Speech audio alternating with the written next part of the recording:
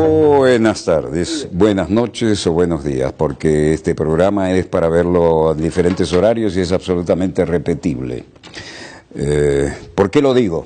Porque los que hemos tenido edad para vivir esa etapa, sabemos que Vietnam es una herida abierta para mucha gente. He heredado, además de Estados Unidos, el problema que tuvieron los viejos colonialistas franceses, para ir más allá. Pero en el aspecto de la hermana Puerto Rico, ha habido historias de las que se cuentan y de las que no. Algunas han sido censuradas, otras han escapado a todo intento de censura. Y yo me siento muy honrado, porque soy de esa generación que vivió esas épocas como joven, y con jóvenes que les tocaba ir a Vietnam eventualmente, como les tocó ir también a la Indochina anteriormente, a otros. Con nosotros está Óscar López Rivera. Y Óscar López Rivera es la historia en pleno desarrollo.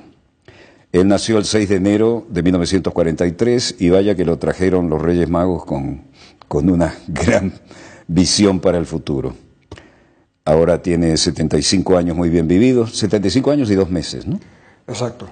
Y el lugar de nacimiento es San Sebastián, en la querida Puerto Rico. Tiene cargos criminales, nada menos que conspiración sediciosa, violencia con armas, y después habrá que aclarar algunos conceptos sobre esto, y conspiración para transportar explosivos, es decir, un infierno de cargos preparados cuando en Estados Unidos quieren hundir a alguien que no se sometió al sistema, ¿no? La condena fue de 70 años de prisión, primero fue una, después le agregaron más, y encarcelado por el gobierno de los Estados Unidos, entre otras cosas, por ser un independentista de la hermana Puerto Rico y por otras cosas que yo no voy a decir porque tenemos acá al protagonista en persona. Bienvenido, maestro. Gracias. Es un orgullo tenerlo acá y quiero que sea usted, con su gran capacidad de comunicador que la tiene, quien nos diga algo sobre todo este mínimo resumen que no le hace justicia para nada a sus años de intensísima vida y a su currículum. Bueno, quizás podemos comenzar con Vietnam. Sí, señor. Porque Vietnam fue el evento que cambió toda mi vida. Antes de ir a Vietnam, antes de ser forzado a servir en las Fuerzas Armadas estadounidenses, fue algo que cambió toda mi vida. Era un joven alegre, pero yo no quería ir a la prisión, que era la condición, lo que se exigía de mí si yo rehusaba servir en las Fuerzas Armadas estadounidenses. Llegué a Vietnam creyendo que el gobierno estadounidense estaba diciendo la verdad, que estaba allí para traerle libertad y democracia al pueblo vietnamita. Pero ya pisando suelo vietnamita todo cambió. Comienza toda una vida completamente diferente, comienza una vida que yo no esperaba experimentar. Por ejemplo, sacar a todos los trabajadores de una siembra de arroz, 100, 150, sacarlos de su trabajo, catearlos, por horas y horas tenerlos parados en el sol, después de eso ir a su aldea, meternos en todas sus casas, sin ninguna razón. Entonces, la vergüenza que sentían estas personas y la indignidad se podía leer en sus rostros. Y poco a poco, entre más tiempo pasé en Vietnam, más me comenzó a doler estar allí. Regresé de Vietnam en marzo de 1967 y es un año que verdaderamente también cambió mi vida, porque en 1967 es el año cuando el doctor Martin Luther King se pronuncia en contra de la guerra de Vietnam, la declara una guerra criminal, y a la misma vez, poco después, el boxeador Muhammad Ali hace lo mismo, pero él rehúsa prestar servicio militar obligatorio, que yo acepté. Y él dice lo siguiente: el pueblo vietnamita no me ha hecho nada a mí ni a mi gente, y por eso yo rehúso ir a una guerra que no es mi guerra. Y pagó un precio alto, 4 años sin poder trabajar, y también que le quitaron muchísimas de las cosas que él tenía. Y recordemos qué le pasó a Martin Luther King. El 4 de abril de 1968, un año después de él haberse pronunciado en contra de la guerra, es asesinado. ¿Quién lo asesinó? ¿Por qué lo asesinó? Casi todos sabemos por qué y quién lo asesinó. Sin embargo, el verdadero criminal nunca ha pagado el precio. Eso es una realidad muy diferente a la que nos pinta Hollywood, ¿no? Donde se glorifica la guerra, se le da la opinión de es una oportunidad de ser un héroe y de volver con aureolas y con decoraciones. La verdad es muy diferente, y yo recuerdo brevemente una referencia. Algunos se metían en el Cuerpo de Paz, aquella iniciativa de ayuda social, para no tener que ir a Vietnam, pensaban ellos, ¿no? Y en Uruguay me tocó convivir y ayudar a alguien de un grupo, de un individuo joven del Cuerpo de Paz, y yo lo invitaba a ver las películas del semanario Marcha, el festival de cine anual, importantísimo. Y cuando empezó a ver las películas de Indochina, de la época francesa y de Vietnam, dijo: Walter, no me invite más a estas cosas porque creo que no me voy a salvar de ir a Vietnam, y yo no creo en esa guerra. El problema es que muchísima gente no creía en la necesidad de esa guerra, ¿no? Bueno, en Canadá, estadounidenses que rehusaron ir a la guerra había más de 100,000, en Canadá nada más. Casi todos jóvenes, profesionales, y quizás lo mismo podemos decir de los que se opusieron a la guerra, que verdaderamente fueron los que empujaron duro el fin de la guerra en Vietnam. Hubo veces que habíamos en Washington 150,000, 200,000 jóvenes protestando en contra de la guerra, pero ni el gobierno de Nixon, ni las ramas legislativas, el Senado y el Congreso de Estados Unidos nos hacía caso. Hablábamos con senadores, hablábamos con congresistas y decían que sí, pero nunca empujaban la paz. No es hasta que empieza Vietnam, el Vietcong, especialmente a los combatientes que alegadamente venían del norte, pero que estaban en el sur, los que verdaderamente hicieron que Estados Unidos cambiara, porque le estaban dando duro.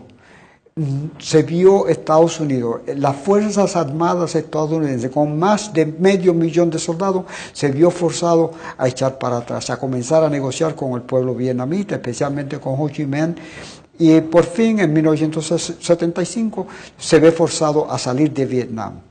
Una de las cosas bien interesantes es que el gobierno estadounidense había dicho la mentira, pero hizo otra mentira más grande. Le prometió al pueblo vietnamita reparaciones por todo el daño, más de 2 millones de seres humanos asesinados en Vietnam. Y nunca cumplió con su promesa de ayudar a Vietnam. Sin embargo, el pueblo vietnamita se ha ido levantando, y hoy día es un pueblo que vive bastante tranquilo y es un promotor de paz. La teoría era: si pudimos con la Segunda Guerra, pudimos con Vietnam, ¿no? Que es unos asiáticos ahí cultivando arroz. ¿Cuál es el problema? Y se cambió todo el sistema, todos los manuales fracasaron. Fue una especie de comienzo de la Gran Guerra asimétrica, como la llamamos hoy, ¿no?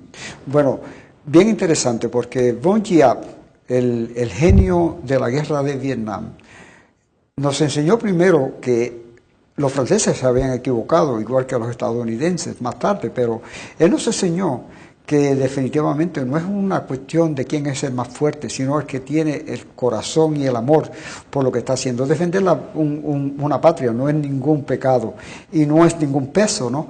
Para los vietnamitas no era un peso. Para Estados Unidos se convirtió en un peso. Y definitivamente la carga era grande y tuvo que salir de Vietnam, no porque quería, sino porque ya no tenía las energías, tampoco tenía el dinero porque le había costado bastante la guerra, y se vio forzado. Los únicos que ganaron fueron los fabricantes de helicópteros y de aviones y de armamento. Bueno, ese complejo industrial tecnológica, militar industrial. Sí, esos son los que fomentan la guerra, ¿no? Para permanecer vivo, para esa industria permanecer viva, le es costosa. Tiene que continuar fabricando más y más armas, más y más sofisticadas, más y más quizás criminales con los resultados del uso de esas armas. Y yo recuerdo una foto patética que se volvió clásica, ¿no? Hoy diríamos viral, cuando el helicóptero está sobre el tanque de agua, uno de los tanques de agua de la Embajada de Estados Unidos, y todo el mundo desesperado guindándose de los patines del helicóptero para ver si los llevan hasta el portaaviones para alejarse de ese infierno, ¿no? O el jefe de policía de la capital dándole un tiro en la cabeza, en la sien, delante de todo el mundo en la calle, a un prisionero que estaba maniatado y prácticamente de rodillas en la calle, ¿no? Bueno, el resultado final lo podemos ver exactamente cuando Estados Unidos empieza a evacuar sus soldados, ¿no? Y los vietnamitas que creían que iban a regresar con esos soldados, se vieron obligados a treparse en esos aviones, muchas veces cayendo al piso, muchas veces muriendo, muchas veces siendo pateados por los mismos soldados estadounidenses, y la mayoría de ellos pues se tuvieron que quedar en Vietnam. Pagaron un precio bien alto por ser serviles al gobierno estadounidense. Pero la guerra en sí y la fealdad de una guerra y el sufrimiento de una guerra también lo podemos ver en esos seres humanos que creyeron que iban a salir con los soldados estadounidenses de Vietnam. Y fue si miramos bien los documentales, vemos lo doloroso que fue esa experiencia para ellos y ellas. Es tremendo, porque hicieron la guerra de acuerdo a los intereses de Estados Unidos, que quería marcar su influencia geopolítica allí, ¿no? Pero bueno, los franceses fracasaron, pero nosotros no, vamos con todo. Y cuando se deciden a irse, no ayudan a los que habían sido sus fieles seguidores y sus camaradas de armas. Los dejan ahí sabiendo que viene Vietnam del Norte arrasando, ¿no? Es dramático. Lo que usted acaba de decir fue un drama humano de escala planetaria, ¿no? Bueno, Estados Unidos hizo lo que Estados Unidos está acostumbrado a hacer, ¿no? Porque si miramos la guerra de Corea, Estados Unidos entró a Corea creyendo que iba a hacer un daño inmensísimo y que iba a llegar hasta China, ¿no? Pero se dieron cuenta, ¿no?, que no podían continuar la guerra, tuvieron que parar la guerra. Fue la retirada más vergonzosa después de haber ganado la Segunda Guerra, ¿no? Sí, ya comenzaron, es porque la mentalidad militar, ¿no? Mucha de esta mentalidad es promovida exactamente por ese complejo industrial militar, que un general sale y le dan un buen trabajo, se convierten en promotores de la guerra, y poco a poco van cayendo, y poco a poco no pueden ganar, no pueden triunfar, porque las guerras no son fáciles de triunfar, ¿no? Y hay una diferencia grande entre un pueblo que defiende su territorio y un militarismo invasor. No es lo mismo. Para los vietnamitas... La moral siempre es otra, ¿no? Exactamente. No es lo mismo pelear por la patria donde nací que ir a invadir a otro a tratar de quitarle la patria, ¿no? Exactamente. ¿Y ustedes cómo sintieron eso como puertorriqueños? Porque para nosotros el Caribe es un problema de familia, ¿no? Bueno, para los puertorriqueños, yo puedo usar mi ejemplo, ¿no? Yo no me identificaba como independentista hasta 1967. Para mí, yo había vivido en Estados Unidos por 10 años, yo había llegado a Estados Unidos a los 14 años de edad, había estudiado en Estados Unidos y creía que Estados Unidos era un sitio no tan malo. Detrás de la guerra de Vietnam también hay todo un movimiento dentro de Estados Unidos, que es el movimiento de la integración que fomentó el doctor Martin Luther King. Toda una cuestión de integración, pero también una cuestión apelando a las creencias religiosas, promoviendo la paz, y sin embargo, pagó un precio bien alto. Y ese movimiento también impactó en muchos y muchas de nosotros, ¿no? Así que llegar a Chicago a los 24 años de edad, de una guerra que era criminal, pero también una guerra que fue parte de la guerra de una guerra anterior, que es lo que hace Estados Unidos con España, y se apodera de Puerto Rico.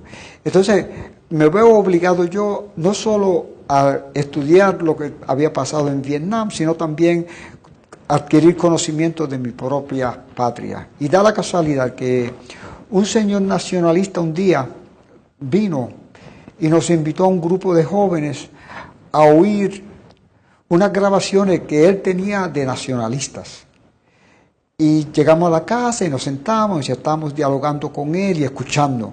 Y de momento sale una voz femenina y dice lo siguiente: yo no vine a Washington a matar a nadie, vine a Washington a dar mi vida por Puerto Rico. Esa señora se llamaba Lolita Lebrón. Y al oír su voz sentí yo un dolor y una inspiración. ¿Por qué yo, si ella estaba dispuesta a dar su vida por Puerto Rico, por qué yo no podía hacer lo mismo? ¿O por qué yo no podía luchar para su excarcelación? Y desde 1967 hasta 1979, cuando el presidente Jimmy Carter por fin le da libertad incondicional a Lolita Lebrón, a Rafael Cancel Miranda, a Ervin Flores y a Andrés Figueroa Cordero y a Oscar Collazo López, y salen de la prisión.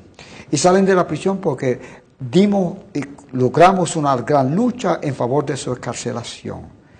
Y esa mujer fue una inspiración para mí, una fuente de energía todo el tiempo, una fuente, mientras vivió, fue siempre una fuerza, porque ella me dijo a mí, como si hubiese estado hablando conmigo directamente: mira, yo fui a Washington a luchar por mi patria, por la independencia de Puerto Rico, porque el colonialismo es un crimen en contra de la humanidad, es un crimen. Entonces, poco a poco, pues ya me voy envolviendo y adquiriendo conocimiento de nuestra lucha, y para mí se convierte en quizás lo más que le dio propósito a mi vida y mi razón de ser. Yo recuerdo una visita a una de las más conocidas televisoras de Puerto Rico, Guapa TV, y hablando de colega a colega, una visita de cortesía, porque estaba navegando por todo el Caribe, y el resultado, después de algunos brindis, era: nosotros sí queremos ser independientes, pero hay líneas oficiales y hay líneas que se cruzan. Dice, pero, digo, me da la sensación de que aquí cualquier soldado marino de Estados Unidos hace lo que le da la gana y no pasa nada. Y me dice, lo que digo no vincula a Guapa TV, no lo que voy a decir ahora, sino algo paralelo a esto. Me dice, no te preocupes que cuando algún gringo de esto se pasa de la raya, aparece por ahí con la panza abierta y alguien se encarga de hacer justicia, pero con eso no vamos a solucionar el tema de fondo, ¿no? Ahora, cuando se entra al tema de fondo, que es lo que le ha tocado vivir a un independentista como usted y otros colegas suyos en esta honorable lucha para nosotros, desde nuestro punto de vista, ¿cómo se maneja eso? ¿Hay un statu quo que ha congelado la situación? ¿Hay opciones? ¿Hay algún panorama diferente? Bueno, es que el gobierno estadounidense llegó a Puerto Rico en 1898, sí. Ocupó militarmente a Puerto Rico, y desde que llegó criminalizó todo el movimiento independentista. No pasaron... A priori. A priori. Y poco a poco... No estás con nosotros, eres un criminal. Eres un criminal. Entonces, esa criminalización continuó, pero hubo puertorriqueños con el gobierno estadounidense al llegar a Puerto Rico, una élite de puertorriqueños que se prestaron para ayudar al gobierno estadounidense a administrar la colonia. Desde 1898 hasta el presente ha existido esa élite que se beneficia muchísimo, que se identifica con Estados Unidos, que quieren ser más americanos que George Washington, y esa élite ha colaborado muchísimo con el gobierno estadounidense para criminalizar el independentismo. En Puerto Rico se llegó un momento que ondear la bandera puertorriqueña era un crimen. Se llegó el momento que hablar de independencia, si un profesor era independentista, iba a perder su trabajo. Si un maestro era independentista y hablaba de independencia del estudiante, iba a perder su trabajo. Se convirtió en un sitio donde hablar de independencia era un crimen. Y eso fue parte trabajado por esa élite que ha ayudado al gobierno estadounidense a administrar la colonia. Hemos sido criminalizados por 120 años. Y cuando la persecución se hace dura, cuando puertas se le cierran a una persona que no puede trabajar, no puede funcionar porque la policía, los federales están encima de uno, se hace bien duro. Cuando decimos los federales es el FBI. FBI. Pero también hay otras agencias en Puerto Rico que también operan con una forma bastante clandestina, que son las otras agencias. Por ejemplo, el Drug Enforcement Agency, la DEA, ellos también operan dentro de Puerto Rico, pero también son personas que cuando hacen alguna redada de independentistas, ellos participan. También las Fuerzas Armadas de Estados Unidos. Hay un caso donde un teniente de las Fuerzas Armadas estadounidenses le está poniendo una bomba al Colegio de Abogados de Puerto Rico. A ese caso. A la sede del Colegio de Abogados. Colegio de Abogados. Está poniendo la bomba. Un teniente que está en Puerto Rico sirviendo en la Marina de Estados Unidos. Esas son las cosas que muchas personas no saben. Es que tienen una fuerza enormísima y tienen fuerzas que muchas veces nadie las conoce, ¿no? Y el control de los medios de comunicación, ¿no? Bueno, eso es de ellos, ¿no? Eso es de ellos y de esa élite también, ¿no? En Puerto Rico hay una élite, por ejemplo, el periódico El Nuevo Día. A ver, analicemos los medios. Sí, eso es muy importante porque se sabe poco y nada fuera de Puerto Rico de cómo funciona el manejo de los medios. Bueno, le voy a dar un buen ejemplo para que usted tenga una idea. Bueno, en Puerto Rico constantemente, por lo menos una vez a la semana, sale alguien en el radio o en la televisión diciendo lo siguiente: los independentistas odian a los americanos. Nosotros no odiamos a los americanos. Por ejemplo, en mi caso, mi familia, yo tengo 3 generaciones, por lo menos 3 generaciones viviendo en Estados Unidos, nacidos y criados dentro de Estados Unidos. Aman a Puerto Rico, pero la sede de donde ellos viven es dentro de Estados Unidos. La diáspora puertorriqueña hoy día consiste de 5 millones de puertorriqueños. La población en Puerto Rico es de 3 millones. Hay más puertorriqueños viviendo dentro de Estados Unidos que en Puerto Rico. Entonces, ¿cómo yo voy a odiar a mi propia gente? Pero eso es parte de la propaganda. Parte de la propaganda también es mentir de lo que nosotros queremos. Por ejemplo, yo llegué a Puerto Rico y lo primero que dije fue que luchar para descolonizar a Puerto Rico tenía que ser un acto de amor. Usted dije, llegué cuando venía de Vietnam, ¿será? Bueno, cuando salía ahora de la prisión. De la prisión. Cuando fui encarcelado. Ese es un capítulo imprescindible que usted explique por qué, cuánto y en qué condiciones estuvo usted en prisión por ser simplemente un patriota puertorriqueño. Bueno, yo estuve 35 años, 11 meses, 2 semanas preso. 35 años, 11 meses, 2 semanas. Sí, estuve 12 años, 4 meses en solitaria. Esa prueba de poner a una persona en solitario es para volver loco a mucha gente que no tenga claras ideas y una personalidad suficientemente madura, ¿no? Pero ¿cuánto tiempo fue en encarcelamiento solitario? 12 años, 4 meses. 12 años. 12 años, 4 meses. Y esto era lo que yo tenía, acceso nunca directamente a mi familia. Me visitaban, pero era a través de un cristal. Me daban 2 llamadas telefónicas al mes de 15 minutos cada una. Ello quiere decir que yo no tenía contacto con mi familia directo, porque es triste que la madre de uno venga a visitar a uno. Y usted no puede darle un beso, un abrazo. Nunca pude. Lo mismo con mi hija, lo mismo con mi nieta. Y eso es un proceso todo bien doloroso, ver a su madre llegar y no poder siquiera tocarla. Pero además de eso, es un sistema bien deshumanizante porque... Para quebrar la moral. Para quebrar. Y lo que se emplea es la privación sensorial. Por ejemplo, yo estaba en una celda monocromática. Todo alrededor mío era monocromático. 1 hora, 15 minutos salía a la celda, de esa celda cada día. Una hora. Sol, si se podía. No. Una vez a la semana. Una vez a la semana me permitían 2 horas de sol. Una vez a la semana. Pero usted salía, ¿cuánto me dijo antes de esa celda? ¿1 hora? 1 hora, 15 minutos. ¿Cada cuánto? 6 días a la semana era así. Un día a la semana me enviaban al patio. Me daban 2 horas en el patio. Una vez a la semana podía ver el cielo. Podía ver el cielo. Y recibir un poquito de sol. Un poquito de sol. Y si había sol. Ajá. Porque Estados Unidos, pues en el invierno casi no se ve el sol.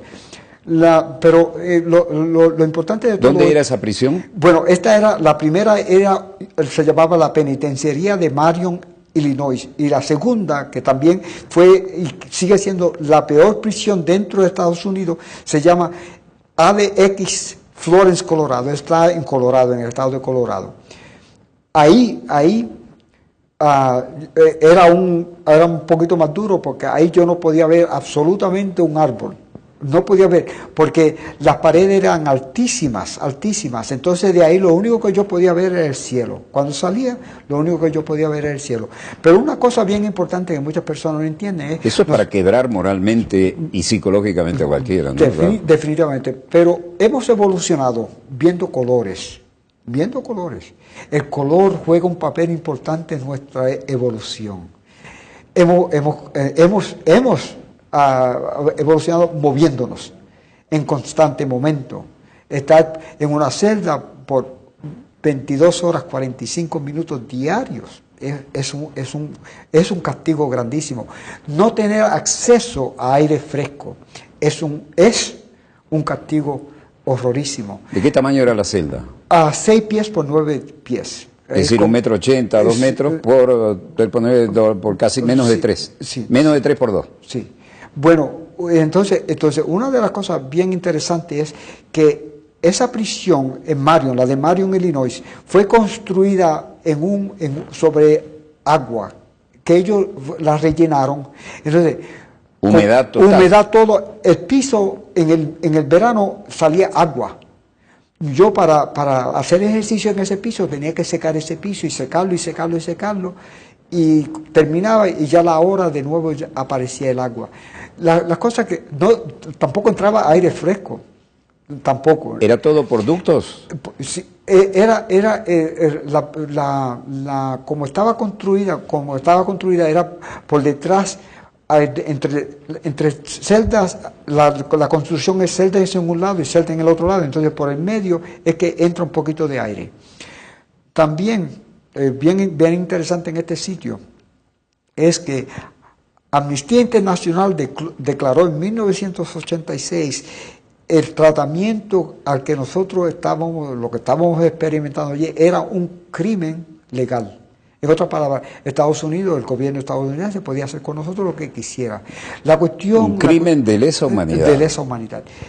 En la supermáxima, cuando yo llegué, me estuvieron despertando por 58 días consecutivos cada media hora. Dios. Así que... Privación de sueño, todos sabemos, sí, es el escalón más brutal para quebrar a una persona, ¿no? Y repita esto. Bueno, ¿lo estuvieron despertando? Cada media hora por 58 días consecutivos. Lo único que me ayudó a mí es que yo había aprendido a hacer el ejercicio de respiración honda. Y lo hacía. Y me metía bien profundamente dentro de mí y me relajaba. Y es casi igual que si uno estuviera durmiendo.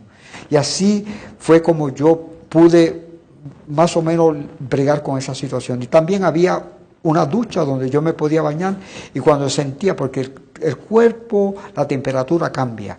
A veces siento uno calor, a veces frío, entonces cuando me sentía con calor, abría el agua fría y me bañaba con agua fría, estaba 15 o 20 minutos y después hacía lo mismo, si sentía frío y quería calentarme, usaba el agua caliente, 20 minutos y así por lo menos cambiaba, regresaba la temperatura del cuerpo a la normalidad. pero porque yo tenía algún tipo de experiencia ya, me ayudó esa experiencia, me ayudó mucho. Había 3 o 4 prisioneros en la misma galera, y a los 4 días ya los tenían que llevar al hospital por la palpitación del corazón, porque el corazón empieza a palpitar en una forma bien acelerada. Somatiza toda esa barbaridad. Exacto, exacto. Pero además, usted es un héroe de guerra condecorado. Sí. Creo que tiene la medalla de bronce, ¿no? De bronce. La estrella de bronce. Sí. Creo que es la 4ª en jerarquía. Sí. Y además es un veterano de guerra. Sí. Y ese fue el pago. Por querer que Puerto Rico fuera independiente. El socio asociado en sociedad. Sí. La condición nuestra como puertorriqueños, ¿no? Y hay muchísimos puertorriqueños que prestan servicio militar obligatorio, especialmente después de 1980 por las condiciones económicas en Puerto Rico. Porque es decir, es un escape. Pero para muchos es la única forma que pueden trabajar, conseguir empleo. En Puerto Rico, un ejemplo bien que quiero señalar es que por los últimos 25 años Puerto Rico, la economía de Puerto Rico ha ido decayendo, porque Estados Unidos se ha prestado, especialmente el capital grande dentro de Estados Unidos, se ha prestado con una campaña de privatización. Sí, en a ultranza. Es la doctrina. El Estado no tiene que hacer nada. Limítese a tener policía, a hacer la guerra y déjenos a nosotros la economía y todo lo demás que somos los que sabemos, ¿no? Sí. Además, nosotros le pagamos a usted la campaña, por eso está usted en el Congreso o llegó a la Casa Blanca, ¿no? Sí.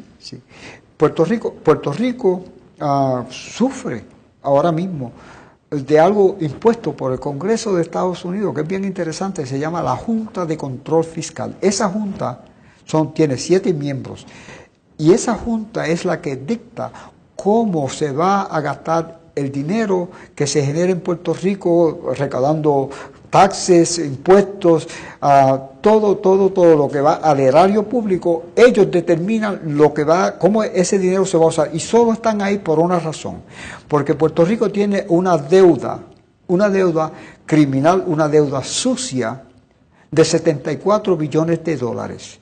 Una deuda que nosotros hemos pedido una auditoría para saber cómo se gastó ese dinero, y todo el gobierno federal y la administración colonial no quieren ningún tipo de auditoría, porque ello ilustraría la corrupción que hay en manos de esa élite que gobierna Puerto Rico y el gran capital estadounidense. 74 billones, con B de bravo. Sí. Y ellos quieren cobrar eso, y le voy a dar un ejemplo muy de lo que ellos tienen en mente.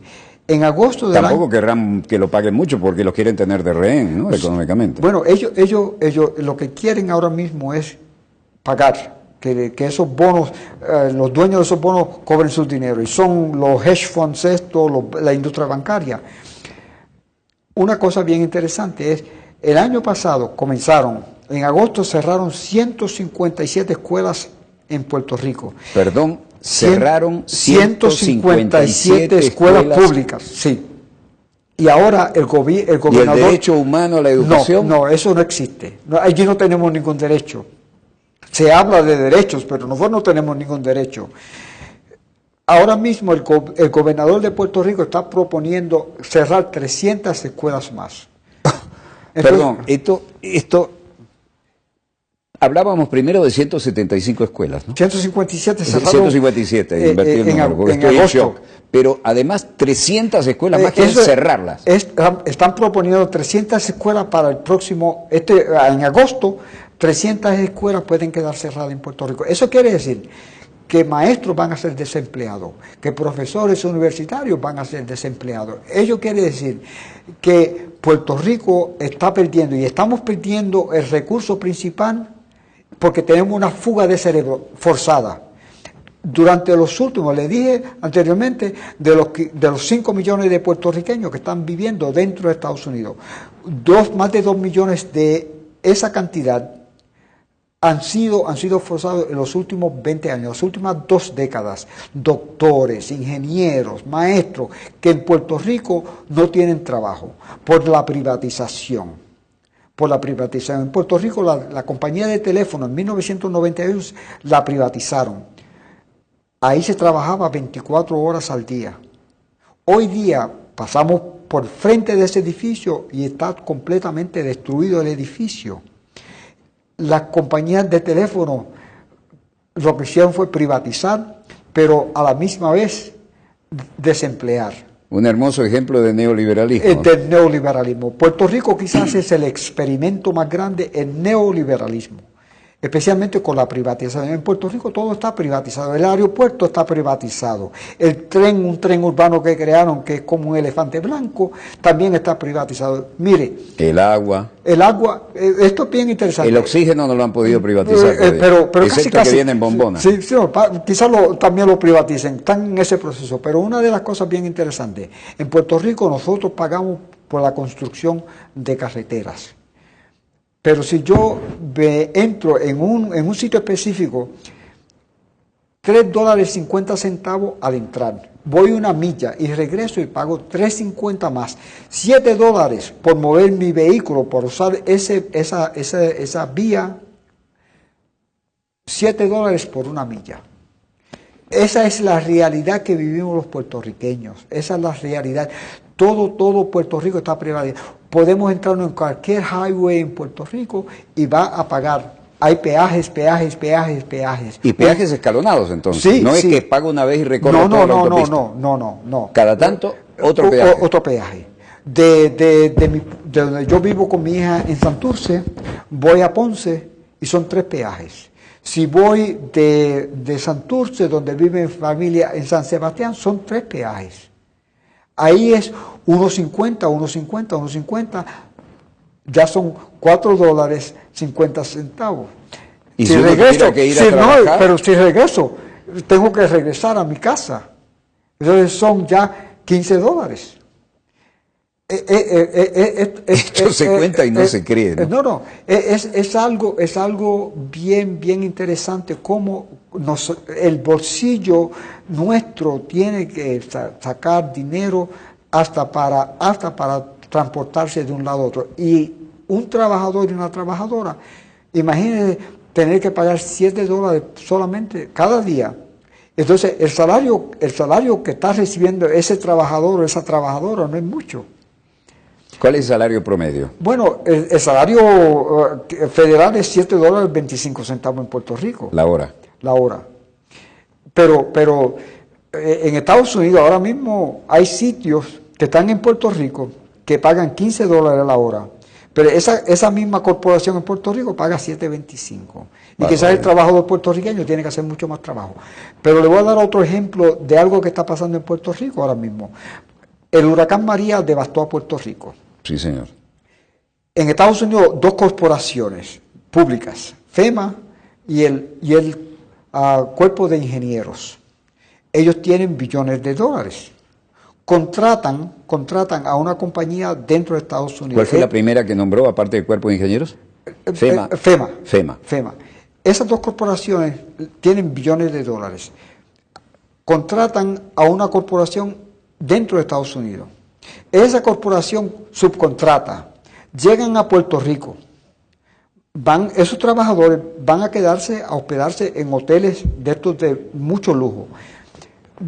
Para llegar donde van a trabajar, paran en un sitio que se toma 1:30 de llegar de ese sitio al sitio donde van a recoger el vehículo en el que van a trabajar. Y de ahí llegan al sitio donde van a trabajar. Por lo menos llevan 4 horas ya sin trabajar. Llegan al sitio y trabajan 3 horas y salen. Y le dan $960 al día, esa gente por hacer. Al día. Todos son estadounidenses. Y de las 7 horas trabajan 3, con suerte. Sí, con suerte. Esa es una realidad que nosotros vivimos. Entonces se nos dice, bueno, estamos ayudando. No están ayudando nada. El señor Trump, ese es un temazo. Sí, pero ese señor dice, bueno, nosotros vamos a darle un préstamo de $4.9 billones a Puerto Rico. 4.9 billones. Un préstamo. Pero debemos 74 billones. Entonces ya llega casi a $80 billones la deuda nuestra. Esa es la realidad que nosotros vivimos. ¡Qué barbaridad! ¿No? Es una cuestión bien triste. Entonces, ¿por qué luchamos? Bueno, ¿Qué vamos a hacer los puertorriqueños y las puertorriqueñas? Lo único que podemos hacer es luchar para descolonizar a Puerto Rico. O paramos eso o terminamos como el estado de Hawái. El estado de Hawái, Estados Unidos se apoderó de Hawái en 1893. Lo hizo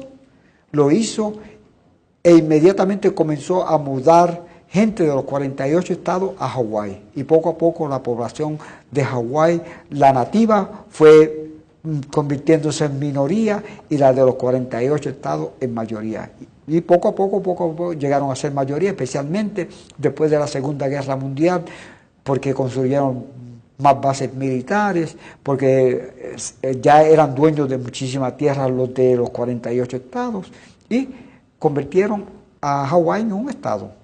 Pero si hoy día, para entender bien lo nefasto que puede ser ese tipo de tomar posesión de un territorio que no es de ellos, que son nativos, si queremos ver lo nefasto, podemos ir a las prisiones de Hawái y la mayoría de los presos son los nativos. Caramba. Es un panorama desolador y no hay en este momento... Vamos a corregir un poquito el micrófono acá. Ese programa desolador no aparece en ninguna de las cadenas de televisión de Puerto Rico. Bueno, no aparece en ninguna cadena de televisión de costa a costa en el continente de Estados Unidos, ¿no? Porque se supone que uno que trabaja en la información internacional y que vive obsesivamente revisando fuentes, nunca he visto una denuncia de este calibre, aunque para ustedes debe ser algo cotidiano, ¿no? Bueno, las noticias, los medios en Puerto Rico son medios controlados, ¿no? Quizás donde único podemos ver algo de Puerto Rico es un programa que se llama Democracy Now!, que sale de Nueva York, que ha sido una reportera bastante decente, que trabaja y dice la verdad.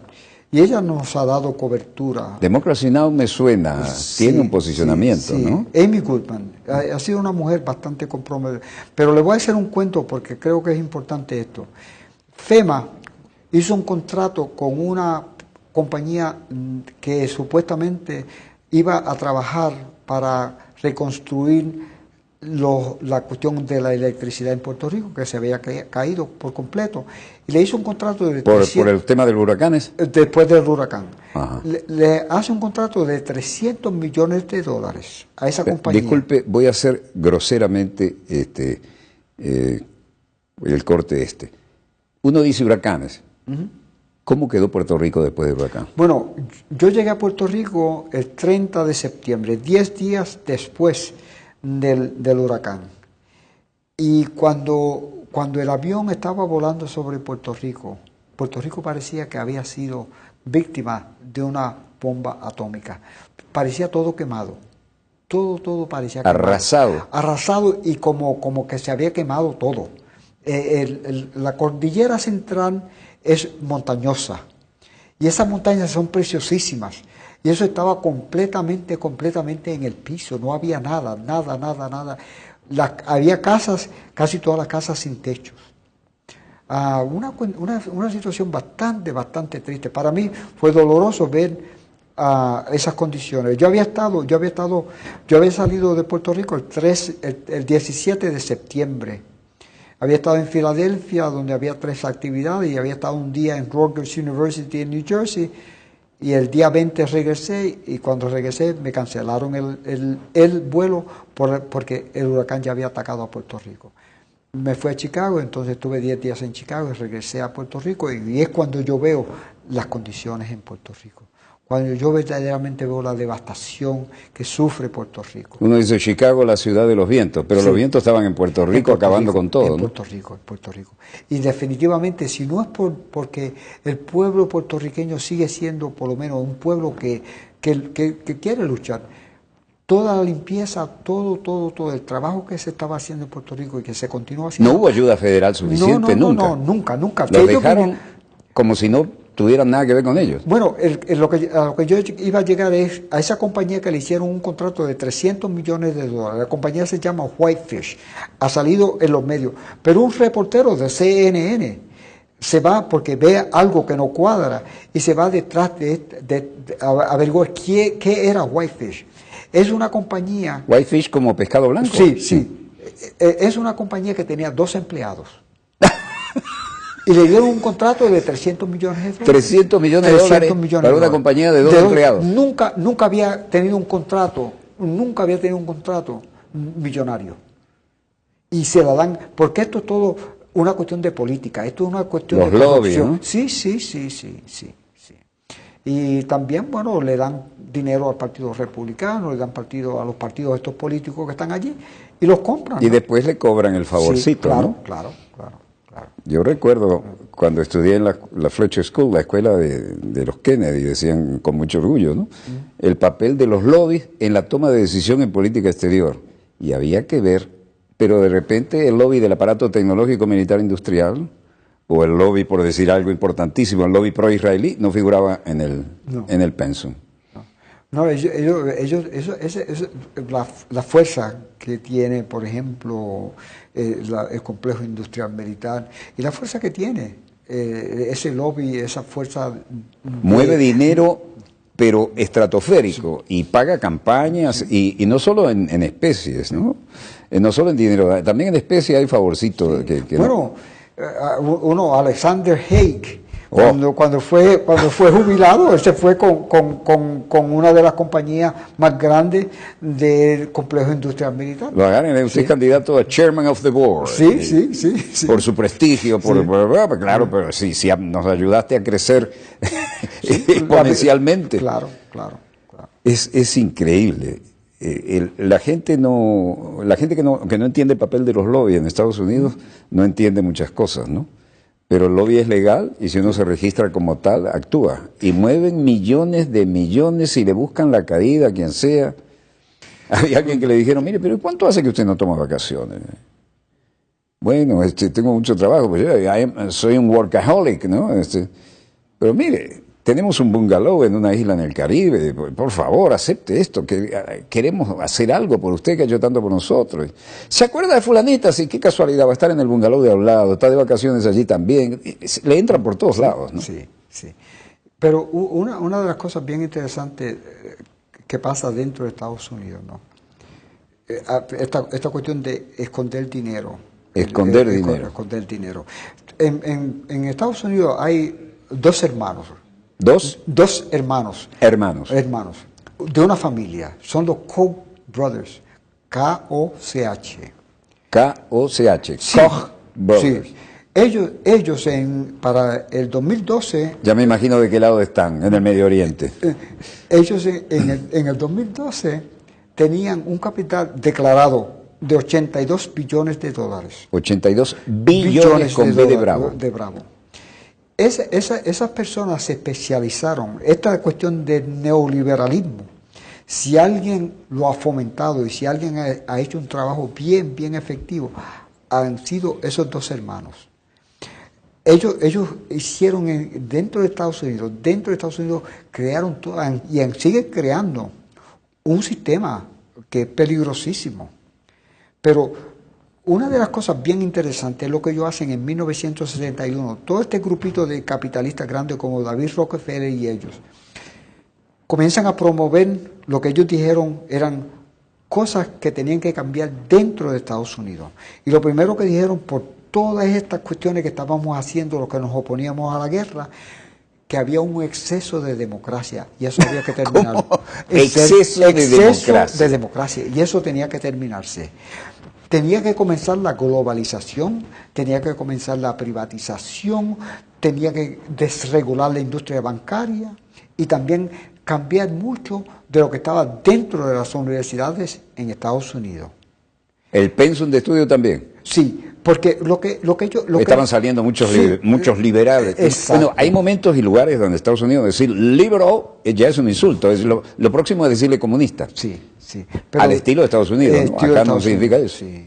Pero lo que ellos han hecho desde 1971, bueno, ellos han globalizado. Y una de las cosas interesantes, ¿no? ¿Qué es la globalización? Bueno, para el 1971, un trabajador en Ford, en Michigan, se ganaba casi $30 la hora. Entonces, ellos construyen una planta en México. Ford, en Monterrey. Le voy a decir algo, yo estuve en esa planta. Siga adelante porque eso es un poema. Sí. Bueno, con 3 horas de trabajo, que le pagaban $90, $30 eran $90.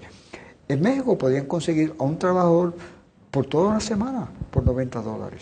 Lo que Entonces, la globalización... es una grosería, sí, ¿no? Sí. Repítalo, por favor. Bueno, en Estados Unidos, la hora... $30. $30. Entonces, 3 horas de trabajo que le daban a ese trabajador era el salario de un trabajador en México.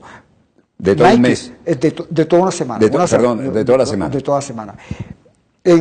Como Nike se mudó a Indonesia, el salario eran $17 la hora en Estados Unidos de la Nike.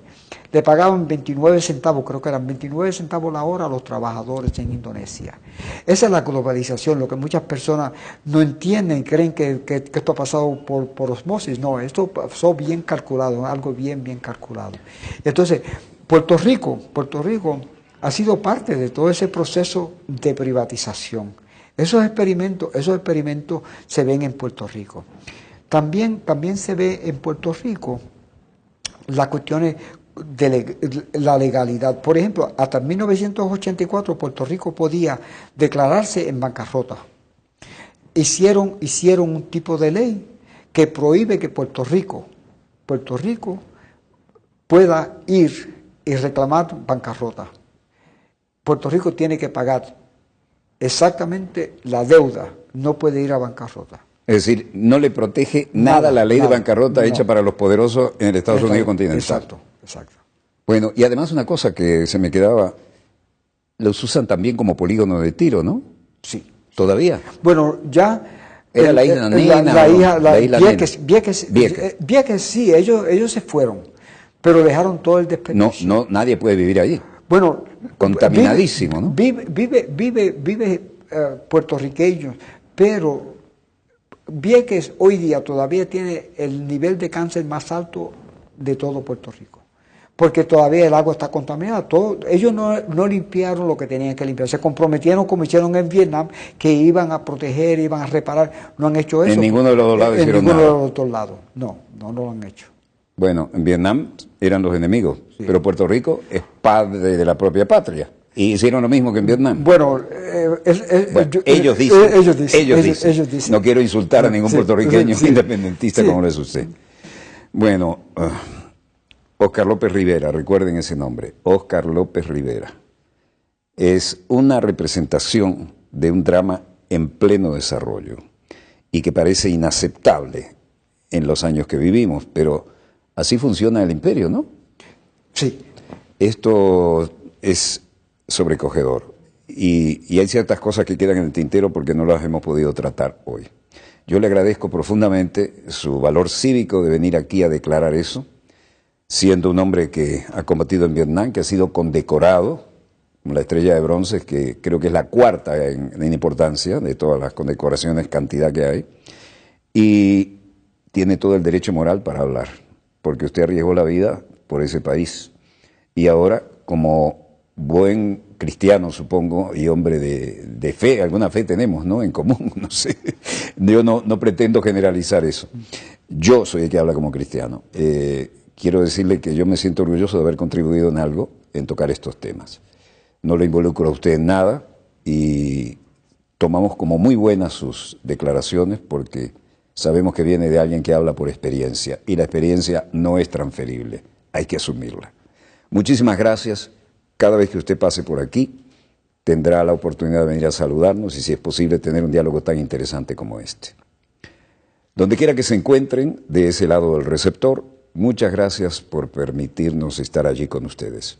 Desde el estudio 3 de Venezolana de Televisión, el canal pionero de la televisión venezolana, heredero de aquel TVN5 donde comenzamos en el Cerro Marín, la popular charneca, finaliza aquí otro dossier.